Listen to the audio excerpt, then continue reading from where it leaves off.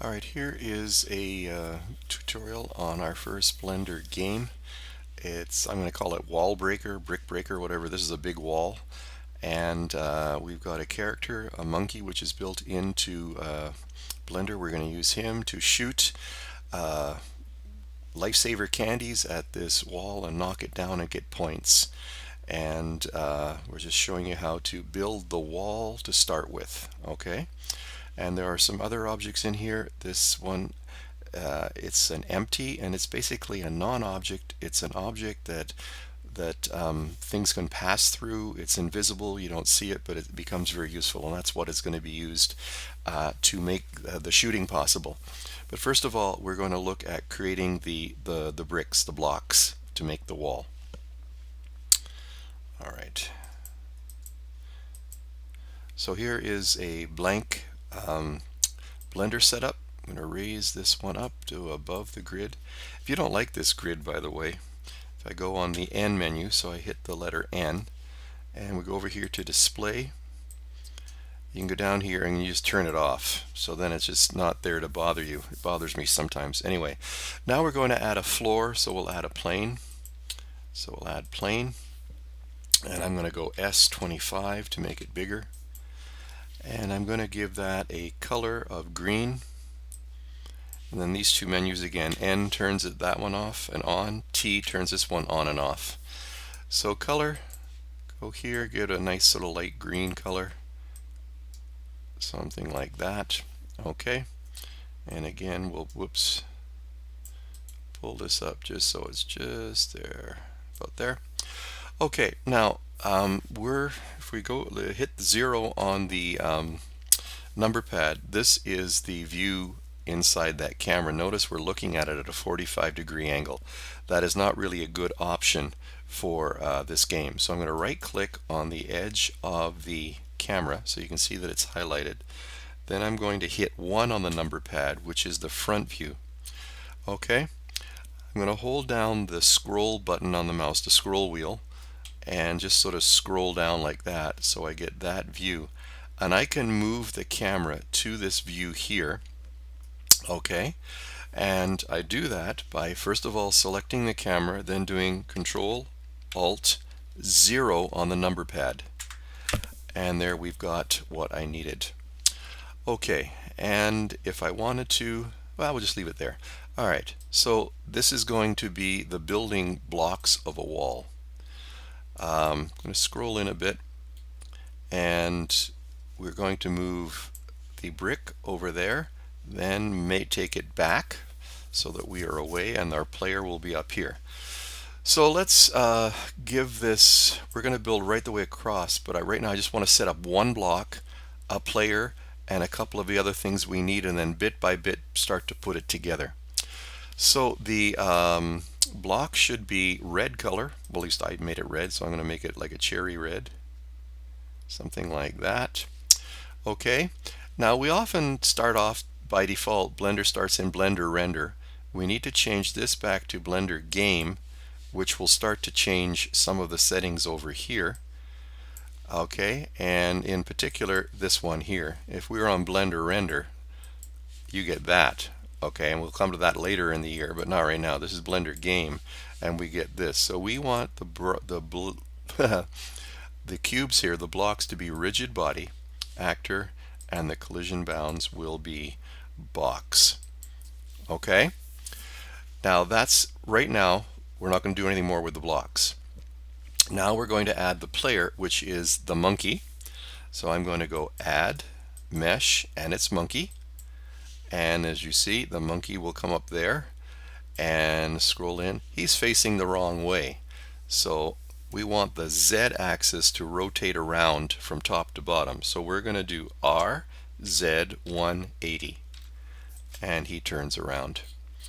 So let's try now with G and Y, move this guy back here, and it looks like he's not really standing straight up, but if we go in the 3 view, there he is straight up. It's the camera that is way up there on an angle, so we can maybe play with the camera a bit. So we'll go back there, and let's see what happens if we do this. If we do RX we could probably straighten up the camera a bit. You can just play with that, just moving the mouse up and down. Then we'll go GZ, pull it down, GZ, pull it down, GZ. There we go. So we got a pretty good straight on view, and that's really all we need for this game. All right, I'm going to right click this monkey, and I'm going to hit the letter T to bring that menu back up. And one of the options you'll have right there is smooth. Now watch what happens to the monkey when I click this. He smooths out quite a bit, or she smooths out of it. Suzanne is the name that's often given to it. All right, so now we'll give maybe a sort of golden brown color somewhere, something like that. Okay, now that is going to be our player, and he is going to shoot. Now shooting objects, because objects are rigid body, dynamic, and so on, static, we need a way for an object to sort of pass through something to become created. And they have a special object for that. It's called an empty. And an empty is like a non-collision, almost non-existent. It's kind of an object that doesn't really have existence other than to pass messages and information. So we're going to go here to add and empty. And I'm going to choose arrows, meaning that the 3 arrows X, Y, and Z will be showing there. All right, so there is the empty, and now I want to check it side to side, up and down. So I'm going to go to number 3 and scroll in close, and you see that he's way out here, so that's not good, and we want to get him as close as we can to like where his nose would be. Let's go to 7, which is the top view, and it's looking better. All right, and that's looking pretty good. Now what we want is we need to I guess what you would say is we're going to join these two objects together, and we want that whatever the monkey does, we want the empty to do the same thing, rotate in this case. But we do this by selecting the empty first, hold down the shift key, and then right click and select the monkey. All right, then use Control P, and you get this, set parent to object. Now what just happened was that the monkey became a parent, and the empty object became a child. Now what does that mean? If I now just select the monkey, the empty goes with it. If I rotate it, the empty will rotate with the monkey. Okay, so I selected the empty, held down the shift key, I selected the monkey, then I did Control P, and I used set parent to object, Control P. All right, and then I clicked on object, which I've already done. I don't have to do it again. All right, now at this point I would like to code the monkey just to rotate left and rotate right. So this is the first time you're going to see now programming in Blender. You have a lot of these different windows around here, all right? And you have this section down here that on top is where you see the game being built, and that is known as the 3D view. Now I can change that view up here to something else like that, and you got all the logic editor that we're going to look at that you got like that, but generally this one up here is the 3D.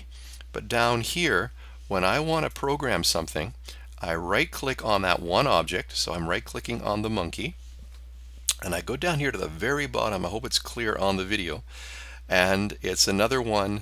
See if I pull, can I pull this up?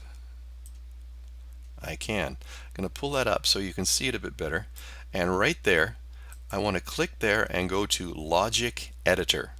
Okay, so Logic Editor, and it brings up this. I will show you that in more detail in just a minute, but there, that icon there, just like this one, will change what's in the window, and this is the Logic Editor.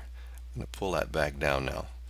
Okay, I'm going to put the mouse in that area there, and I'm going to do Control up arrow, Control up arrow, and that just makes this one section the whole screen. So I'm going to make this bigger by using the scroll button.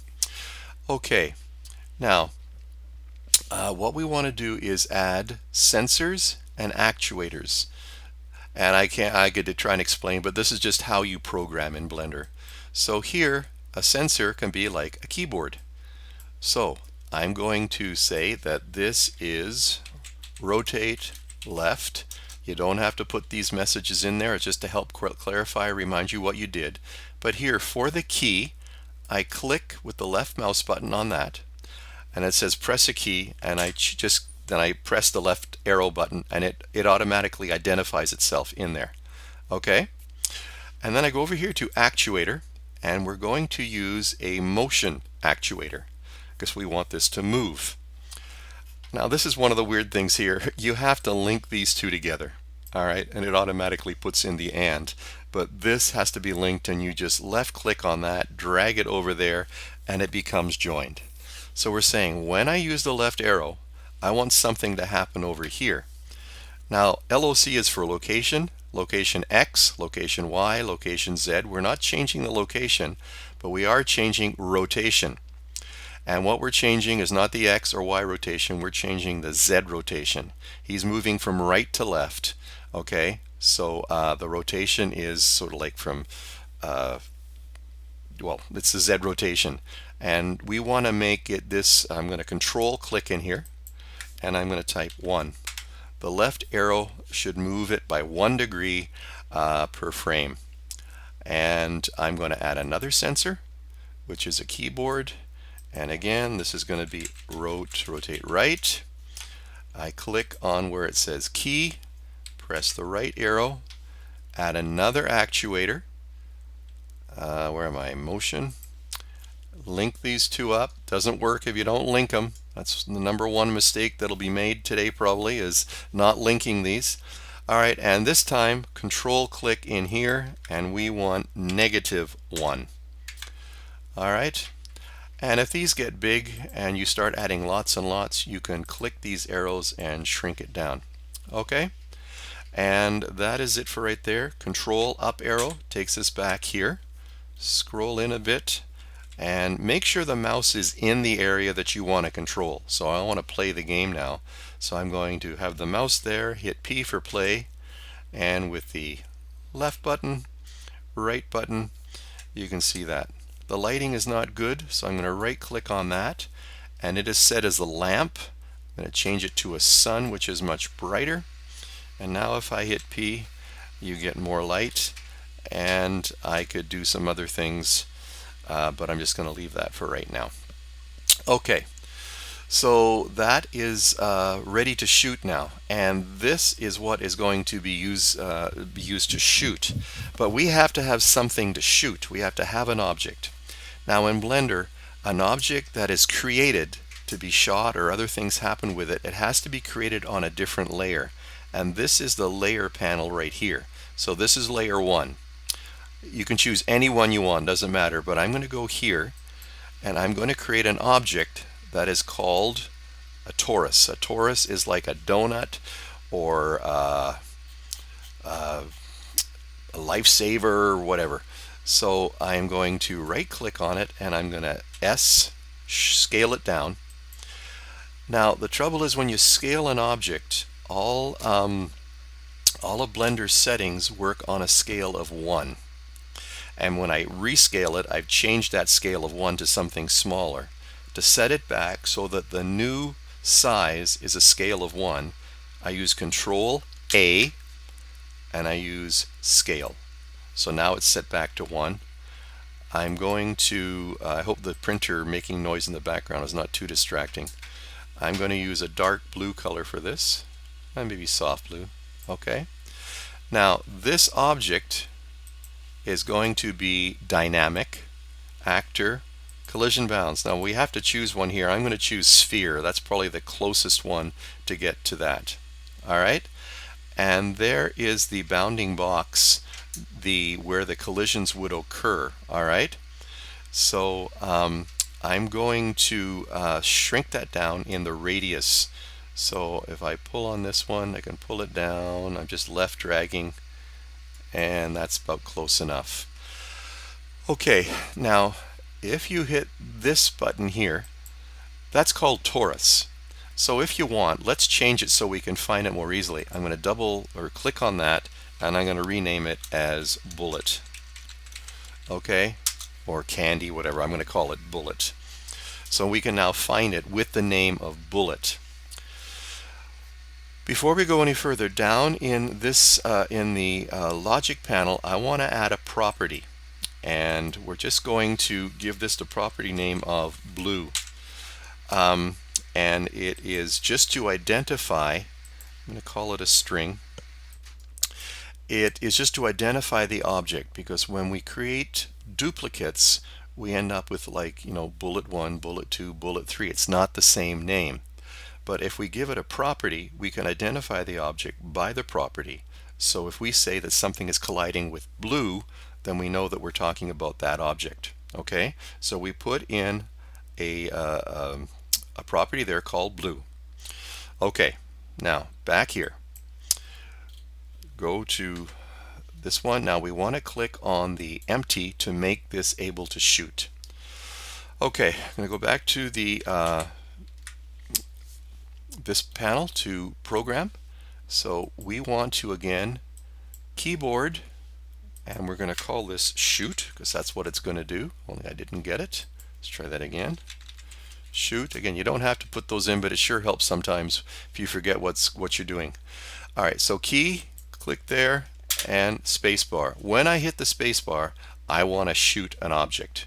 So I go to the actuator, and this time I choose Edit Object. All right, and we've got a number of things that we can do here, but right now we want to do the default. We want to add an object. Now this is where it gets cool. You just click where it says object, clicked on that icon, okay, and you'll have all the objects that you can choose. Now it may get really huge, but if you type the first letter of that object, it will take you to that section of the game of the objects there. So I'm going to choose bullet. Okay, the time is how long this object will stay in existence. If you leave it at 0, it never dies. But our game, this is like a bullet that's going to go, and we don't need it after it's done its job. So I'm going to keep it around for 100 seconds or 100 time units. To make it move, we use the linear velocity, which is that linear velocity, and the direction we're shooting is not X, not Z, but it's Y. So I'm going to shoot it at a velocity of 50, but we need to click this L, which means that any variables, any X, Y, Z, any of that is local. Local meaning it's the parent, or the child of the parent monkey. So anything that the monkey does, it inherits. So when the monkey turns, whatever he's facing at that moment, that becomes the new Y direction. Okay, so local meaning that this matches whatever the local Y direction is of the monkey. Link these up, and we should now be able to shoot. So let's go back to the main scene, and I'm going to hit P to play, and I'm going to hit spacebar, and there goes. And now if I rotate it, notice that I've changed now what Y is for the monkey, because Y is always facing front for the monkey. Okay, so I can shoot as many as I want. And that's the end of the first part of the tutorial.